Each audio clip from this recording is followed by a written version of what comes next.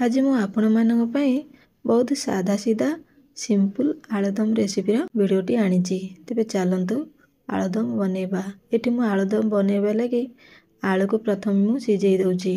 लूण पकेइकी मु सिझेई दउची आलू को। आलू मोर सिझी गलानी। वर्तमान मु काट दउची।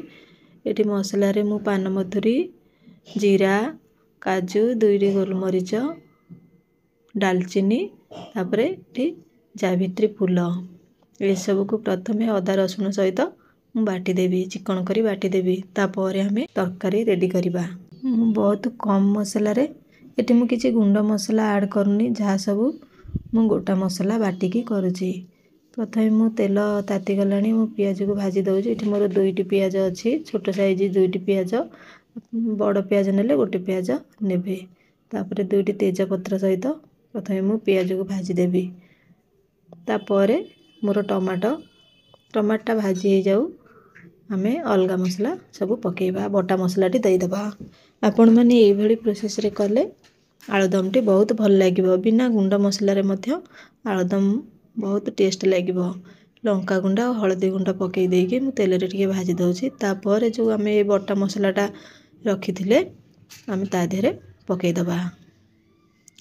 किछि भी मु एथिरे पकोनी। बस खाली एतिकी मसला रे आपण आलुदम कले बहुत टेस्ट लागिबो। गुंड मसला किछि भी नाही। मु डायरेक्ट ए सब को पके के एमती भाबरे करंतु। नियाती भाबरे बहुत टेस्ट लागिबो।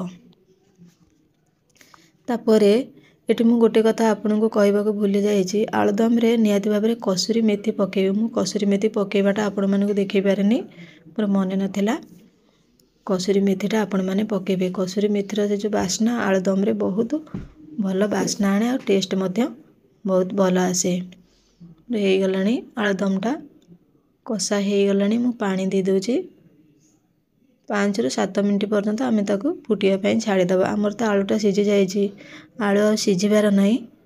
तापरे देखंतु मोर हे गलानी आलुदमटा। मो वीडियोटी जदि आपन को भल लागि थाए त लाइक करिवे, नुआ थिले सब्सक्राइब करिवे।